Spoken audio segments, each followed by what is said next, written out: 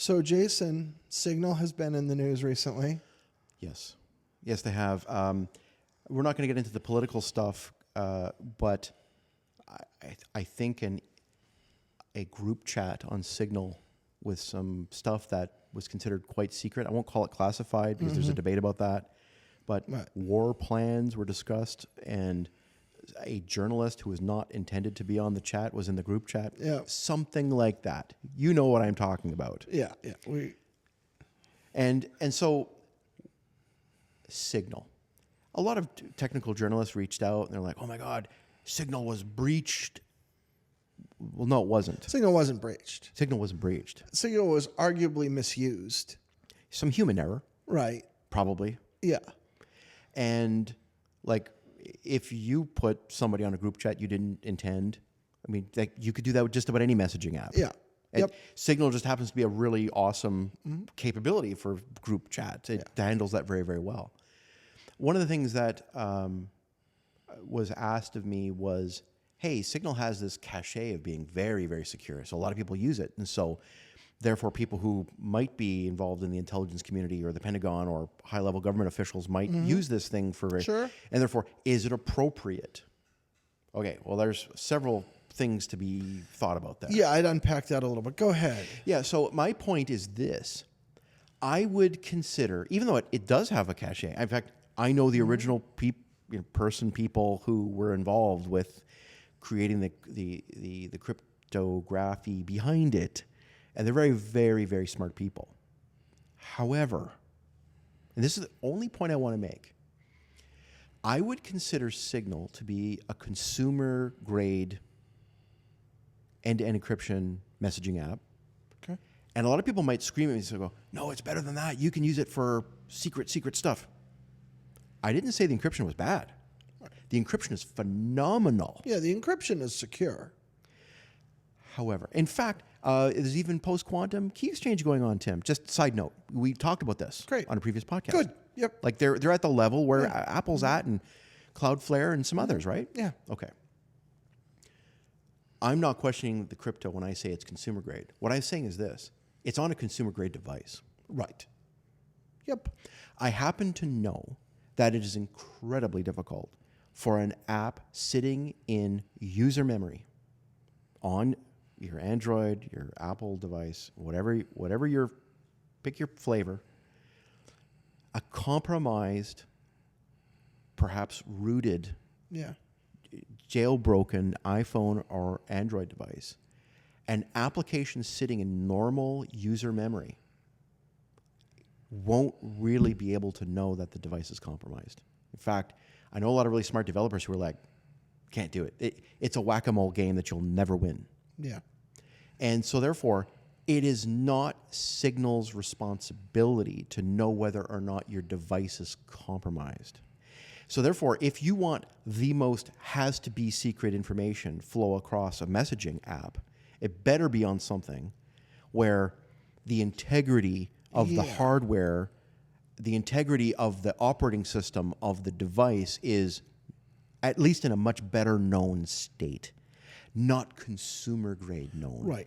Which is to say your normal, I walked out of the Verizon store with a phone in my pocket phone is not that. Just by definition. Correct. Yeah. So therefore, you and I talk about how hard would an attack on that be? Hard, right? In other words, but the problem is, who would be a threat? Who would be under threat of having their phone jailbroken unbeknownst to them by somebody who knew how to do a remote jailbreaking of an iPhone device?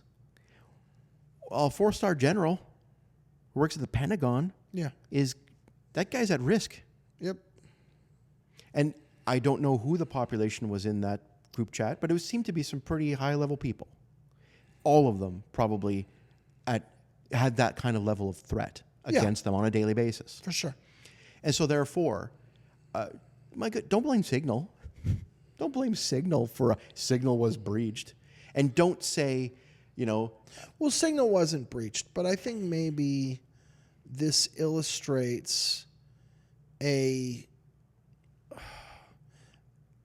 I don't know if poor or wrong is a fair term, but an unsophisticated understanding of what this communication stack is, Yeah, right? exactly. So there is a point in the process where my messages travel through an encrypted tunnel to the end state, right? That part we talk about being end-to-end encrypted. That is good. That is solid. That is secure. In fact, Tim, I'll even add one thing to that, just Right. because we're there.